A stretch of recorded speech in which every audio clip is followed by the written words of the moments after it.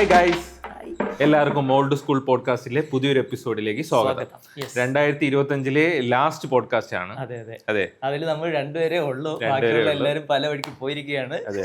തൽക്കാലം ഇത് വെച്ച് നിങ്ങളൊന്ന് അഡ്ജസ്റ്റ് ചെയ്യുക. അതെ, നമ്മൾ ഇന്ന് സംസാരിക്കാൻ പോകുന്നത് 2025 നമ്മൾ കണ്ട ഒരു നമുക്ക് ഇഷ്ടപ്പെട്ട 10 സിനിമകൾ, മലയാള സിനിമകളെ കുറിച്ചാണ് നമ്മൾ സംസാരിക്കുന്നത്. 1 തൊട്ട് 10 വരെ റാങ്ക് ചെയ്ത് വെച്ചിട്ടുണ്ട്. നമുക്ക് ഇഷ്ടപ്പെട്ട എന്ന് പറഞ്ഞു കഴിഞ്ഞാൽ ഇത് മറ്റേ 2025 ഇറങ്ങിയ കലാമൂല്യമുള്ള ബൃഹത്തായിട്ടുള്ള സിനിമ അങ്ങനെയല്ല. ഇത് നമുക്ക് പേഴ്സണൽ ചോയ്സ്. ഇത് നമുക്ക് തിയേറ്ററിൽ പോയപ്പോൾ നമ്മളെ എൻജോയ് ഞാൻ എൻ്റെ ഇതിൽ പേഴ്സണലായിട്ട് എന്നെ എൻജോയ് ചെയ്യിപ്പിച്ച സാധനങ്ങളാണ് ഞാൻ സെലക്ട് ചെയ്ത് വെച്ചിരിക്കുന്നത്.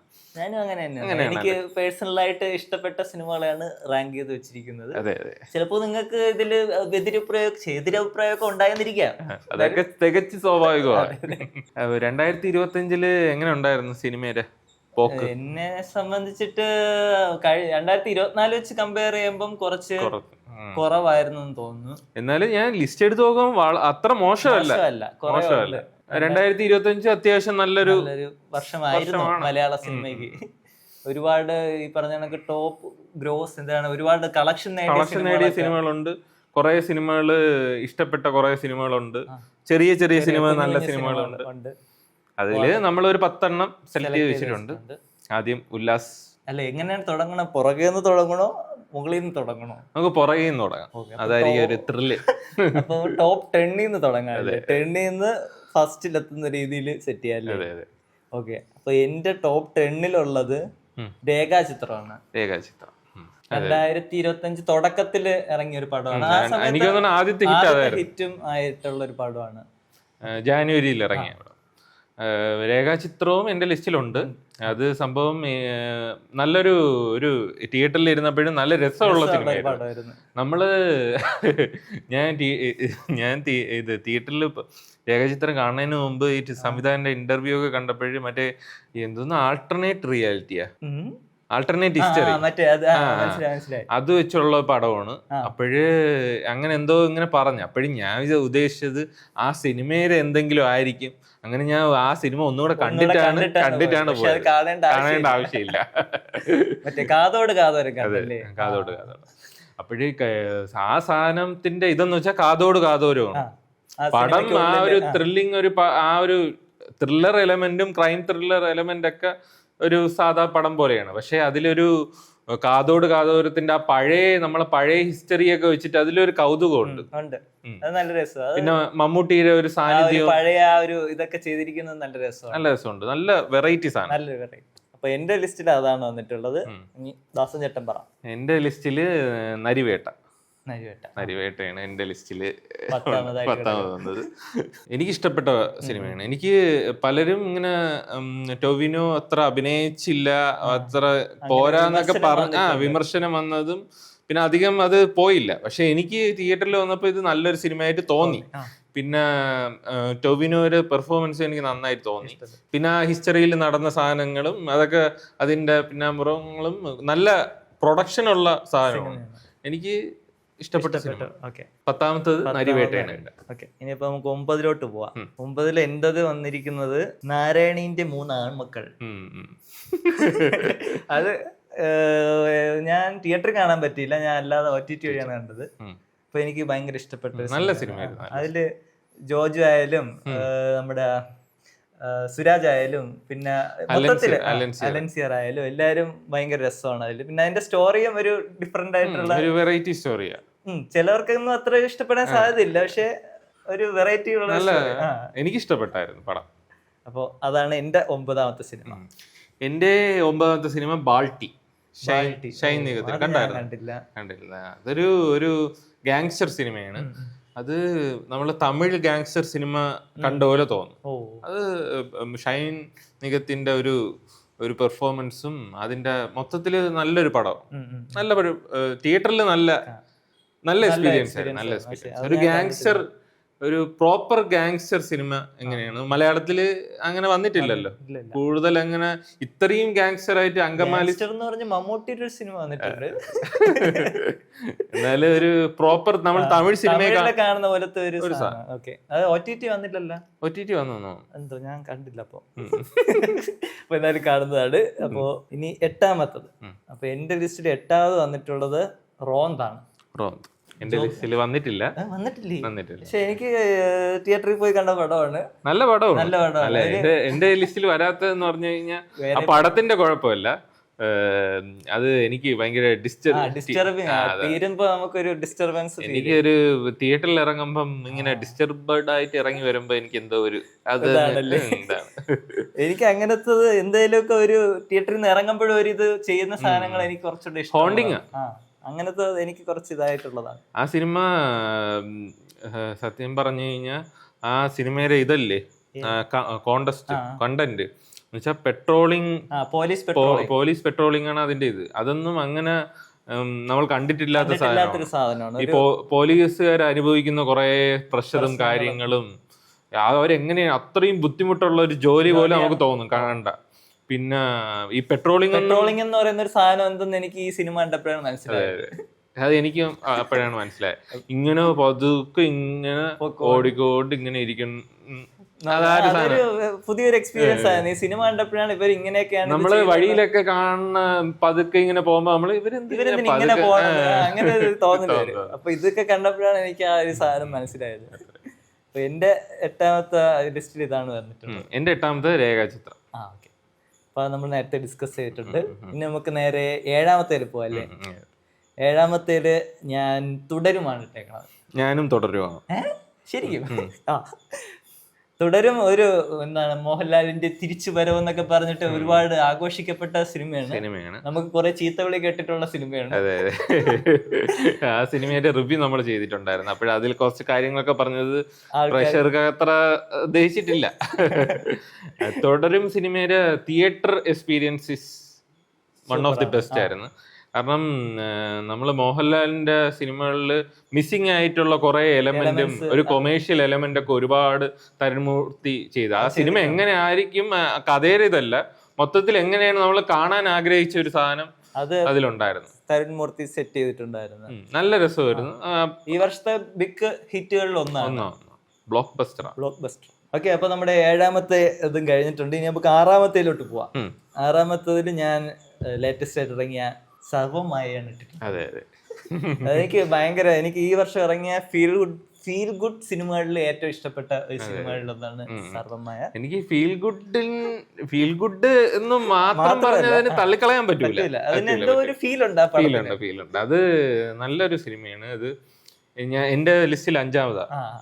ആ സിനിമ ഇപ്പൊ സിമ്പിൾ ആണ്, അത് ലൈറ്റ് ഹാർട്ടഡ് ആണ്. പക്ഷെ ആ സിനിമ 2025 ഇറങ്ങിയതിൽ വൺ ഓഫ് ദി ബെസ്റ്റ് സിനിമയാണ്. നമുക്ക് തിയേറ്ററിൽ കണ്ടിട്ട് ഒരു നല്ലൊരു ഫീലോട് കൂടി ഇറങ്ങി വരാൻ, ഒരു ചിരിച്ചുകൊണ്ട് ഒരു ഫീലായിട്ട് ഇറങ്ങി വരാൻ ഒരു തോന്നിയത്. പിന്നെ നിവിനെ കണ്ടതും ആ ഒരു പോസിറ്റീവ് എനർജിയും, പിന്നെ നിവിൻ പോളിയും അജു വർഗീസും ആയിട്ടുള്ള ഒരു കോംബോ ഉണ്ടല്ലോ, അതൊക്കെ നല്ല രസം. നമ്മൾ എൻജോയ് ചെയ്ത്, അടിപൊളിയായിട്ട് എൻജോയ് ചെയ്ത്, നല്ല രസം, നല്ല എന്താ ലൈറ്റ് ഹാർട്ടഡ് അടിപൊളി. ഇപ്പോഴും തിയേറ്ററിലുണ്ട്, കണ്ടിട്ടില്ലാത്തവർ എന്തായാലും പോയി കാണുക.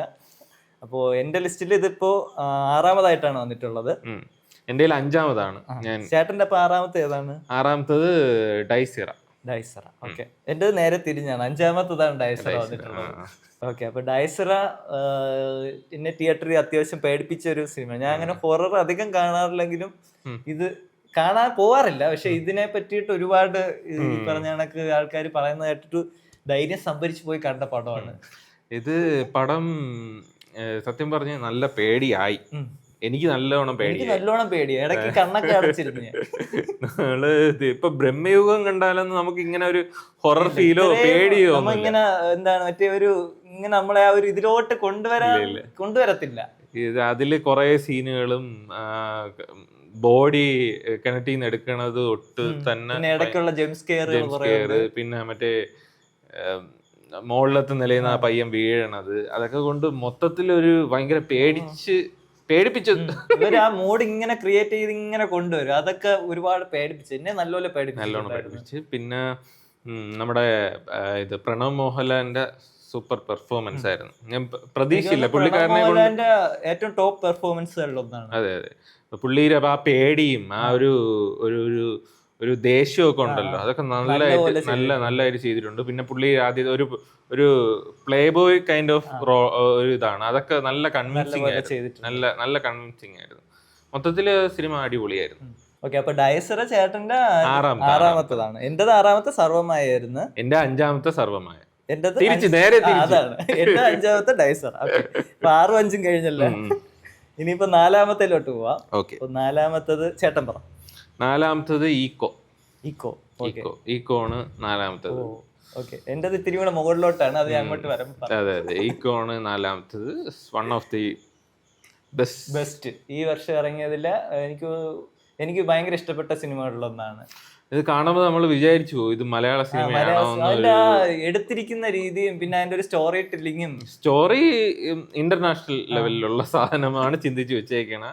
അത് ഭയങ്കര രീതിയിൽ നന്നായിട്ട് എടുത്തിട്ടുമുണ്ട്, നല്ല പെർഫോമൻസ്, സ്റ്റോറി എല്ലാം കൊണ്ടും നല്ല റൈറ്റിംഗ് പറയാതിരിക്കാൻ വയ്യ. പിന്നെ പട്ടികളുടെ ആ ഒരു ഇത് ചെയ്തിരിക്കുന്നതും ആ മിസ്റ്ററി കീപ്പ് ചെയ്തിരിക്കുന്നതും നല്ല ഫ്രഷ്നെസ് ആ സ്റ്റോറി. എൻഡിങ് എനിക്ക് ഭയങ്കര ഇഷ്ടപ്പെട്ട ഒരു സാധനമാണ് എക്കോയുടെ. അപ്പൊ അതെന്റെ കുറച്ചുകൂടെ ടോപ്പിലോട്ടാണ്. എന്റെ നാലാമത് വന്നിരിക്കുന്നത് പടക്കളമാണ്. ഈ വർഷം ഇറങ്ങിയ ഒരു കോമഡി സിനിമകളില് ഒരു ബെസ്റ്റ് വണ്ണാണ്. അതില് ഷറഫുദ്ദീൻ ആയാലും സുരാജ് ആയാലും സന്ദീപ് ആയാലും അവരെ പെർഫോമൻസും കോമഡിയൊക്കെ ഒരുപാട് അതിൽ വർക്ക്ഔട്ട് ആയി. ഞാൻ എന്തായാലും തിയേറ്ററിൽ ഒരുപാട് എൻജോയ് ചെയ്ത പടങ്ങളിലൊന്നാണ്. പിന്നെ ഒരു ഫാന്റസി എലമെന്റ് ഉണ്ടല്ലോ പടക്കളത്തില്. നമ്മള് അങ്ങനെ ഈ ഫാന്റസി എലമെന്റ് ഒക്കെ ഉള്ള പടങ്ങളൊക്കെ നമുക്ക് കാണാൻ കുറവാ, റയറാ. അതിൽ നല്ല വൃത്തിയായിട്ട് എടുത്തിരിക്കുന്ന ഒരു സാധനം പടക്കളം. അപ്പം നാലാമത്തെ ലിസ്റ്റ് കഴിഞ്ഞു. ഇനി നമുക്ക് ടോപ്പ് 3യിലേക്ക് പോവുകയാണ്. ഇപ്പോ 3യില് ഞാൻ കൊണ്ടുവന്നിട്ടുള്ളത് പൊന്മാനാണ്. പൊന്മാൻ ഈ വർഷത്തെ എനിക്ക് തോന്നുന്ന കുറച്ച് അണ്ടർറേറ്റഡ് ആയിട്ടുള്ള, അണ്ടർറേറ്റഡ് അല്ല, അത് തിയേറ്ററിൽ അണ്ടർറേറ്റഡ് ആയിരുന്നു. OTT വന്നപ്പോഴും മൊത്തത്തില് പ്രശംസ നേടിയ ഒരു സിനിമയാണ്. തിയേറ്ററിൽ അധികം അങ്ങനെ അത് അർഹിച്ച ഒരു വിജയം കിട്ടിയില്ല. പക്ഷെ നമ്മുടെ ബേസിലിന്റെ ടോപ്പ് സിനിമകളിലൊന്നാണ്. ബേസിൽ ഇങ്ങനെ ആ ക്യാരക്ടറൊക്കെ എടുത്തിരിക്കുന്നതും ആ ഒരു പുള്ളി മറ്റേ കുറച്ച് ദേഷ്യത്തിലും ആ ഒരു സീരിയസ് ആയിട്ടുള്ള ഒരു റോളാണ്. അപ്പം അത് നല്ലപോലെ ഹാൻഡിൽ ചെയ്തിട്ടുണ്ട്. മൊത്തത്തില് ആ ഒരു കൾച്ചർ ഉണ്ടല്ലോ, ഇങ്ങനെ ഈ കല്യാണത്തിന് ഇങ്ങനത്തെ പരിപാടികളുണ്ട്, ഈ കുറിക്കല്യാണം, അങ്ങനത്തെ പല പല സാധനങ്ങളുണ്ടല്ലോ. അതൊന്നും അത്ര എനിക്കറിയുന്നൂടെയായിരുന്നു. ഇങ്ങനെയൊക്കെ ഉണ്ടല്ലോ ഇങ്ങനെയൊക്കെ സാധനങ്ങൾ ഉണ്ടല്ലോ എന്ന് അറിഞ്ഞപ്പോ അതും ഒരു കൗതുകം. മൊത്തത്തിലൊരു നല്ല രസമായിരുന്നു. ഞാൻ OTT-ലാണ് കണ്ടത്. അപ്പൊ കണ്ടപ്പോ ആലോചിച്ചു തിയേറ്ററിൽ പോയി കാണേണ്ടതായിരുന്നല്ലോ എന്നൊക്കെ ആലോചിച്ചതാണ്. ഇപ്പം ടോപ്പ് 3യില് പൊന്മാനാണ് എന്റെ വന്നിട്ടുള്ളത്. ഇനി നമുക്ക് ടോപ്പ് 2യിലേക്ക് പോവാം. ടോപ്പ് 2യില് നേരത്തെ പറഞ്ഞ എക്കോ ആണ് ഞാൻ ഇട്ടിട്ടുള്ളത്. എനിക്ക് ഈ വർഷം ഇഷ്ടപ്പെട്ട സിനിമകളിൽ ഒന്ന് ഇതാണ്. ചേട്ടന്റെ ടോപ്പ് 2 ഏതാണ്? എന്റെ ടോപ്പ് 2 സർപ്രൈസിംഗ്ലി ആണ് ആലപ്പുഴ ജിംഖാനയാണ് എന്റെ ടോപ്പ് 2. ആലപ്പുഴ ജിംഖാന എന്റെ ഇതില് ടോപ്പ് 10-ൽ വരുന്നതല്ല, അത് കഴിഞ്ഞിട്ടുള്ളതിൽ വരുന്നതാണ് ജിംഖാന. എനിക്ക് ആലപ്പുഴ ജിംഖാന നല്ല തിയേറ്ററിൽ നല്ലോണം ഞാൻ എൻജോയ് ചെയ്ത് കണ്ട ഒരു സിനിമയാണ്. എനിക്ക് ഭയങ്കര ഇഷ്ടപ്പെട്ട കോമഡിയും അതിന്റെ ആ ഒരു സാധാരണ ഒരു സ്പോർട്സ് സിനിമയുടെ പോലെയല്ല, ഒരു സ്റ്റീരിയോ ടൈപ്പിംഗ് ഒക്കെ ബ്രേക്ക് ചെയ്തിട്ടുള്ള ഒരു സിനിമയാണ്. അതെന്ന് വെച്ചാൽ സാധാരണ സ്പോർട്സ് സിനിമയിൽ നമ്മൾ പോയിട്ട് ആ ടീം ജയിക്കാൻ വേണ്ടിയാണ് നമ്മൾ ജയിക്കണം. പക്ഷെ അത് പോയി അടി കൊണ്ടിട്ട് തിരിച്ചു വരുന്നതും മൊത്തത്തില് നല്ലൊരു ഫ്രഷ് സിനിമയായിരുന്നു. ഞാൻ പേഴ്സണലി തിയേറ്ററിൽ നല്ല എൻജോയ് ചെയ്ത പടമാണ്. അപ്പൊ ഇനി നമ്മൾ എല്ലാവരും കാത്തിരുന്ന ടോപ്പ് 1-ലേക്ക് എത്തിയിരിക്കുകയാണ്. എല്ലാവരും ഒന്നായിരിക്കും ലോക. യെസ്, ഈ വർഷത്തെ ഈ വർഷത്തെ അല്ല, എനിക്കൊന്ന് മലയാള സിനിമയിൽ ഇതുവരെ ഇറങ്ങിയിട്ടുള്ളതിൽ വെച്ച് ടോപ്പ് ഗ്രോസ് എന്താണ് ഏറ്റവും കൂടുതൽ കളക്ഷൻ കിട്ടിയ സിനിമയാണ്. നമ്മളത് ആ സിനിമ നമ്മള് റിവ്യൂ ചെയ്തിട്ടുണ്ടായിരുന്നു. എനിക്ക് ഹൃദയപൂർവ്വത്തിന്റെ കൂടെയാണ് ഇറങ്ങിയത്. ബാക്കിയുള്ള എല്ലാരും ഹൃദയപൂർവ്വം ചെയ്ത സമയത്ത് കോക്കൊക്കെ ഹൃദയപൂർവ്വമാണ് റിവ്യൂ ചെയ്ത. പക്ഷെ നമ്മള് ഇതിന് പോയി ഇതാണ് റിവ്യൂ ചെയ്തത്. ഈ സിനിമ അന്ന് നമ്മൾ ആ പറഞ്ഞ റിവ്യൂ ഉണ്ടല്ലോ, അതൊന്ന് കേട്ട് നോക്കുക. നമ്മൾ അഭിപ്രായങ്ങൾ ഫസ്റ്റ് ആയിട്ട് പറയുന്നുണ്ട്. ആ ടൈമിൽ നമ്മൾ കണ്ട ഉടനെ തന്നെ ഇടുന്ന റിവ്യൂ ആണ്. അതിനുശേഷം ഈ സിനിമ ഇങ്ങനെ ആവുമെന്നോ ഇത് മൊത്തത്തിൽ കേരളത്തില് ഇത്രയും ചർച്ച, കേരളത്തിന് മാത്രമല്ല പാൻ ഇന്ത്യയിൽ തന്നെ ഇത്രയും ചർച്ചയും ഇത്രയും 300 കോടിയൊക്കെ കളക്ട് ചെയ്യുമെന്ന് പറഞ്ഞു കഴിഞ്ഞാൽ ഭയങ്കര സംഭവമാണ്. പിന്നെ മൊത്തത്തിൽ ഒരു യൂണിവേഴ്സും കൂടെ തുറന്നിട്ട് നമുക്ക് ചർച്ച ചെയ്യാനും നമ്മളെ ഇത് ചെയ്യാനും ഡെഡിക്കേറ്റഡ് ആയിട്ട് എപ്പിസോഡ് വരെ അതിന് വേണ്ടി ഇറക്കിയിട്ടുണ്ട്. Speak cinema. അതെ. അപ്പൊ ഈ വർഷത്തെ ടോപ്പ് സിനിമയായിട്ട് നമ്മൾ രണ്ടുപേരും എന്താണ് ഒരേ സ്വരത്തിൽ പറയുന്നു ലോക. അപ്പോ അതാണ് നമ്മുടെ ഈ വർഷത്തെ ടോപ്പ് 10 സിനിമകൾ. ഇനിയിപ്പോ ഇതില് കുറച്ച് സ്പെഷ്യൽ മെൻഷനുകൾ ഞാൻ കൊടുത്തിട്ടുണ്ട്. അതിൽ ഒന്ന് തലവരയാണ്. തലവരയുണ്ട്, പിന്നെ അവിഹിതം എന്ന് പറഞ്ഞിട്ടൊരു സിനിമ ഉണ്ട്. അത് രണ്ടും എനിക്ക് സ്പെഷ്യൽ മെൻഷനിൽ പറയാനുള്ളത്. പിന്നെ ആലപ്പുഴ ജിംഖാന ഇട്ടിട്ടുണ്ട്. പിന്നെ നമ്മുടെ ടോപ്പ് ആൾക്കാർക്ക് വിഷമാവാതിരിക്കാൻ വേണ്ടി കളംകാവിലും ഹൃദയപൂർവ്വം ഇട്ടിട്ടുണ്ട്. ഞാൻ സ്പെഷ്യൽ മെൻഷൻ ആയിട്ട് റോന്ത്, പിന്നെ മൂൺവാക്ക് ഞാൻ കണ്ടില്ല, അത് കാണാൻ. മൂൺവാക്ക്, സാഹസം, ബ്രോമാൻസ്. പക്ഷെ എനിക്ക് അത്ര എനിക്ക് പെറ്റ് ഡിറ്റക്റ്റീവ്, പിന്നെ ഇത് ഓഫീസർ ഓൺ ഡ്യൂട്ടി, പിന്നെ പടക്കളം, അങ്ങനെയൊക്കെ. ഇതില് മൂൺവാക്കും ഞാൻ തിയേറ്ററിൽ പോയി കണ്ടാണ്. അതും തിയേറ്റർ എക്സ്പീരിയൻസ് ചെയ്യാനുള്ളതായിരുന്നു, സൂപ്പർ ആയിരുന്നു. ലാസ്റ്റത്തെ ക്ലൈമാക്സ് ഒക്കെ അടിപൊളിയായിരുന്നു. അങ്ങനത്തെ റോന്ത്, പിന്നെ കുറച്ച് ഞാൻ അവീതം ഇത് എല്ലാരെയും കൂടെയാണ് കണ്ടത്. മറ്റേ ചിരി, നല്ല കോമഡി, നല്ല രസമായിരുന്നു. എനിക്ക് ഭയങ്കര ഇഷ്ടപ്പെട്ടത്. ഭയങ്കര ചിരിയായിരുന്നു. പിന്നെ ഫെമിനിച്ചി ഫാത്തിമ, അത് നല്ല ഞാൻ നോക്കി, പക്ഷെ അത് കഴിഞ്ഞ വർഷത്തെ ലിസ്റ്റിലാണ്. കഴിഞ്ഞ 2024 അതാണ് ഈ ലിസ്റ്റ് വരാത്തത്. ഓക്കെ, അത് നല്ല സിനിമയായിരുന്നു. അപ്പൊ ഇനിയിപ്പോ അടുത്ത സെഗ്മെന്റ് ഏതാണ്? ഇനി നമ്മള് തിയേറ്ററിൽ കണ്ടതല്ല, ഒരു വേസ്റ്റ് എക്സ്പീരിയൻസ്. തിയേറ്റർ എന്ന് വെച്ചാൽ തിയേറ്ററിൽ നമുക്ക് അത്ര എൻജോയ് ചെയ്യാൻ പറ്റാത്ത കുറച്ച് സിനിമകൾ ആണ് പറയാൻ പോകുന്നത്.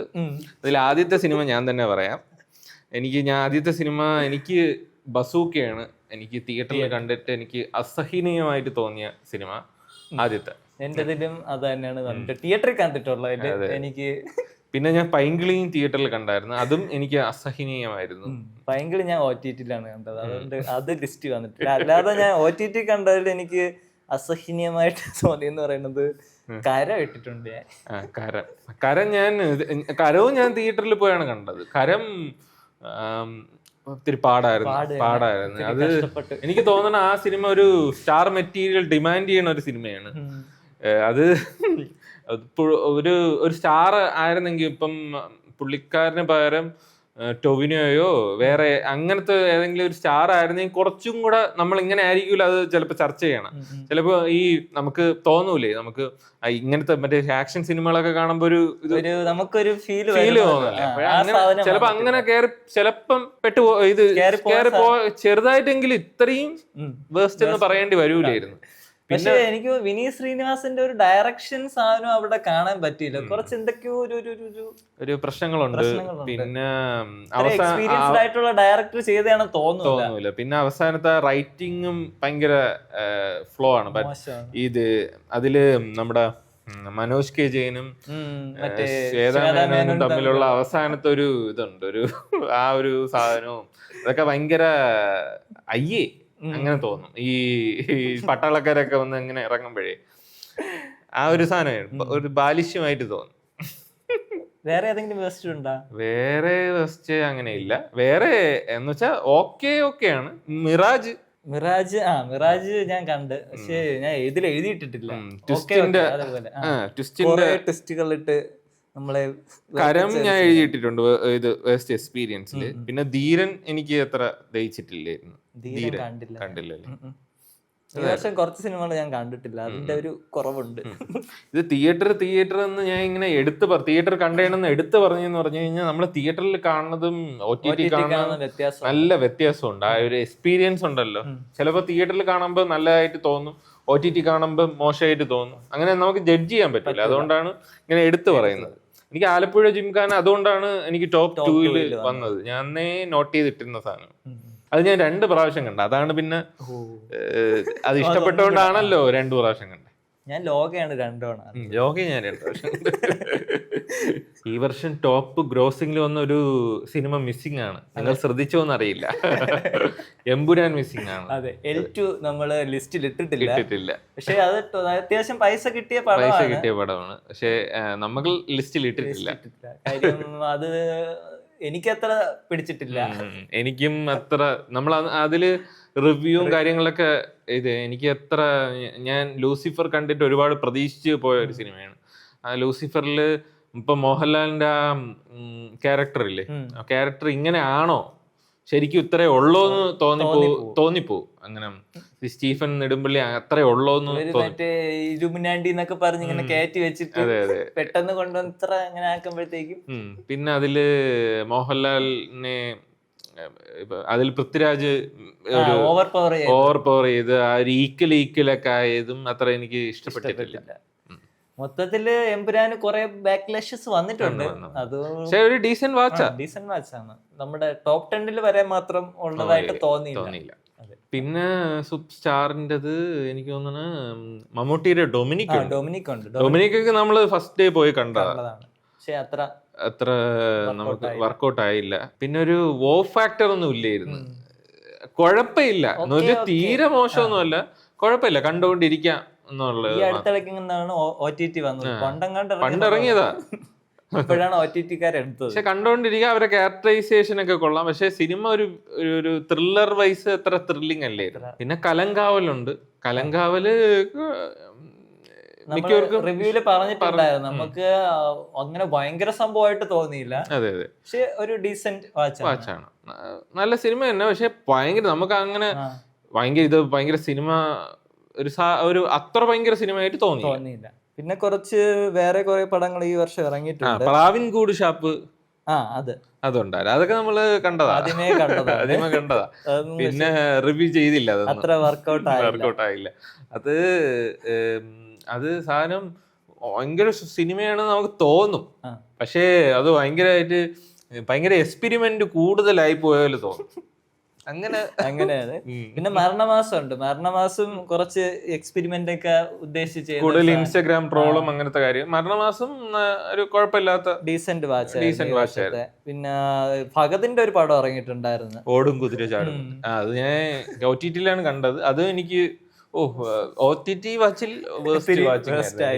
പലർക്കും അത് ഇഷ്ടപ്പെട്ടെന്ന് പറയുന്നുണ്ട്. പക്ഷെ എനിക്കത് കണ്ടോണ്ടിരിക്കാനും പുള്ളിക്ക് അത് ചേരാത്ത പോലെ തോന്നും. പുള്ളി ഒരു മിസ്കാസ്റ്റ് പോലെ തോന്നും. പുള്ളി സംസാരിക്കുമ്പോൾ നമുക്ക് എന്തോ ഒരു ഭയങ്കരമായിട്ട് ആർട്ടിഫിഷ്യാലിറ്റി തോന്നും. എനിക്കും അങ്ങനെ തന്നെയാണ് തോന്നിയത്. ഫഹദ് ഇത്തിരി ഇത് സൂട്ടബിൾ അല്ലാന്ന് എനിക്ക് തോന്നി.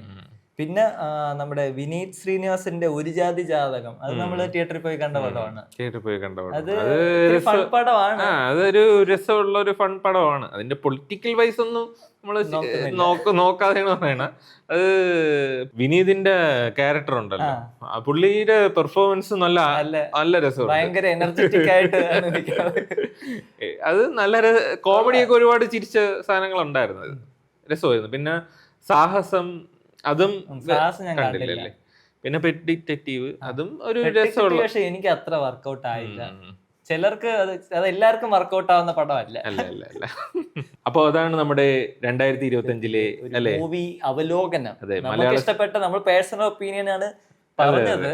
അതെ, നമുക്ക് എൻജോയ് ചെയ്ത, നമ്മള് തിയേറ്ററിൽ പോയി എൻജോയ് ചെയ്ത സിനിമകളിലാണ് നമ്മൾ പറഞ്ഞേക്കണം. ചിലപ്പം നിങ്ങൾക്ക് ചോദിക്കാം, ഇത് 2ാമത് കൊടുത്തു 3ാമത് കൊടുത്തു, അതല്ല. ഇപ്പൊ നമ്മളൊരു ടേസ്റ്റ് വ്യത്യാസമാണല്ലോ. അപ്പോഴും നമുക്ക് തോന്നിയ കാര്യങ്ങളാണ് നമുക്ക് തോന്നിയത് പോലെയാണ് നമ്മൾ ലിസ്റ്റ് ഇട്ടിട്ടുള്ളത്. നിങ്ങളുടെ അത് ശ്രീകാന്തോ വിനുവോ പറഞ്ഞ ഇത് വേറൊരു ലിസ്റ്റ് ആയി പോയി. എനിക്ക് തോന്നുന്നു ടോപ്പ് 1 ചിലപ്പോ ലോക ആയിരിക്കാൻ ചാൻസ്. ഞാൻ പറഞ്ഞില്ലേ, ഒരു എനിക്ക് തോന്നുന്നു ലോക, പൊന്മാൻ, ഈക്കോ അതൊക്കെ ടോപ്പിൽ നിൽക്കാൻ ചാൻസ് ഉള്ളതാണ്. ഒരു കലാമൂല്യം അങ്ങനെയൊക്കെ നമുക്ക് നോക്കി മറ്റേ ഇത് കിടിലൻ സിനിമയെന്ന് നോക്കുകയാണെങ്കിൽ എക്കോ, പൊന്മാൻ, ലോക അങ്ങനത്തെ സിനിമകൾ പറയാം. അപ്പൊ ഇതാണ് നമ്മുടെ 2025-ലെ ഒരു മൂവി അവലോകനം അല്ലേ. അപ്പൊ നിങ്ങൾ കണ്ടിട്ടുള്ള സിനിമകളുടെ ടോപ്പ് റാങ്കിങ് അനുസരിച്ചിട്ട് നിങ്ങൾ കമന്റ് ഇടുകയാണെങ്കിൽ നമ്മൾ അത് കാണുന്നതാണ്. പിന്നെ വേറെ എന്തെങ്കിലും ഇതിൽ സ്പെഷ്യൽ ആയിട്ട് മെൻഷൻ ചെയ്യുന്ന ഏതെങ്കിലും ആക്ടറോ ആക്ട്രസോ അങ്ങനെ എന്തെങ്കിലും ഉണ്ടോ? എനിക്ക് ബേസിൽ ജോസഫ് ആണ്. ജോസഫാണ് ഞാനും പറയാൻ വന്നത്. ബേസിൽ ജോസഫ് ആണ് ഈ വർഷത്തെ ഒരു മികച്ച ഒരു പെർഫോമൻസ് കാഴ്ചവെച്ചത് ബേസിൽ തന്നെയാണ്. ബേസിലാണ് എനിക്ക് എടുത്തു പറയാൻ ഉള്ളത്. ബേസിലാണ്. അതിലെ നടിയും എനിക്ക് ഭയങ്കര ലിജി മോളും നല്ലപോലെ. പിന്നെ നമ്മുടെ കല്യാണി പ്രിയദർശൻ എടുത്ത് പറയേണ്ടതാണ്. ഒരു നല്ലൊരു കാസ്റ്റിംഗ് ആയിരുന്നു. മൊത്തത്തിൽ പുള്ളിക്കാരി അടിപൊളിയായി നല്ലപോലെ തന്നെ പ്രസന്റ് ചെയ്തിട്ടുണ്ട്. അതെ അതെ. പിന്നെ എനിക്ക് നരിവേട്ടയിലെ ടൊവിനോയും ഇഷ്ടപ്പെട്ടു. പിന്നെ ആലപ്പുഴ ജിംഖാനയുടെ നസ്ലിനെ എല്ലാം ഇഷ്ടപ്പെട്ടു. എല്ലാരും പെർഫോമൻസ് കൊള്ളാമല്ലോ. മൊത്തത്തിൽ 2025 അത്ര മോശം പറഞ്ഞു വരുമ്പോ അത്ര അല്ല. സാധാരണ നമ്മള് 2024 അത്രയും പീക്ക് സിനിമാസ് ഒക്കെ വന്നോണ്ടായിരിക്കും കമ്പയർ ചെയ്യണം. 25 അത്ര മോശമില്ല. എനിക്ക് തോന്നുന്നു എൻഡിങ്ങിലോട്ടൊക്കെ വന്നപ്പോ കുറെ നല്ല സിനിമകളൊക്കെ വന്നു. മോശമല്ല. പിന്നെ പ്രൊഡ്യൂസർ ഇത്രയും കോടി രൂപ നഷ്ടം, 400 കോടി രൂപ നഷ്ടം എന്നൊക്കെ പറയണ കേട്ടിട്ടുണ്ട്. അത് പിന്നെ 2025 നഷ്ടങ്ങളായിരുന്നു. 24 നഷ്ടങ്ങളായിരുന്നു. അതൊക്കെ എല്ലാ പടങ്ങളും നമ്മൾ വിജയിപ്പിക്കാൻ തുടങ്ങി കഴിഞ്ഞു കഴിഞ്ഞാൽ പാടാ. അതൊരു ബാലൻസ് ഉണ്ട്. 90-10 ആ ഒരു സക്സസ് റേഷ്യോ. അങ്ങനെ പോയാൽ മതി. അതാണ് ഏറ്റവും നല്ലത്. അതെ. ഓക്കെ ഗൈസ്, അപ്പോൾ നമ്മുടെ ഈ ഒരു മൂവി അവലോകനം നിങ്ങൾക്ക് ഇഷ്ടപ്പെട്ടെന്ന് വിചാരിക്കുന്നു. നമ്മൾ രണ്ടുപേരേ ഉള്ളൂ. അതിന്റെ പോരായ്മകൾ ചിലപ്പോൾ ഇതിൽ വരും. എന്തായാലും നിങ്ങൾ ഈ എപ്പിസോഡിനെ പറ്റിയിട്ടും 2025 നിങ്ങൾക്ക് ഉണ്ടായ മൂവി എക്സ്പീരിയൻസുകളെ പറ്റിയിട്ടൊക്കെ ഉള്ള കാര്യങ്ങൾ കമന്റിൽ അറിയിക്കുക. നിങ്ങളുടെ ലിസ്റ്റും കമന്റിൽ ഇടുക. അപ്പോൾ ഈ ഒരു എപ്പിസോഡ് നമുക്ക് ഇവിടെ എൻഡ് ചെയ്താലോ? അതെ, 2025 ലാസ്റ്റ് പോഡ്കാസ്റ്റ് ഇവിടെ എൻഡ് ചെയ്യാൻ പോവുകയാണ്. അപ്പോൾ 2026 നല്ലൊരു വർഷമായിരിക്കും എന്ന് നമ്മൾ പ്രതീക്ഷിക്കുന്നു. എല്ലാവർക്കും, നമുക്കും, നിങ്ങൾക്കും എല്ലാവർക്കും ഒരു നല്ലൊരു വർഷം, നമുക്കും ഒരു നല്ലൊരു വർഷം നേരുന്നു. അതെ, അപ്പൊ ഒരു ഹാപ്പി ന്യൂ ഇയർ പറഞ്ഞുകൊണ്ട് നമ്മൾ ഈ എപ്പിസോഡ് എൻഡ് ചെയ്യാണ്. Happy new year.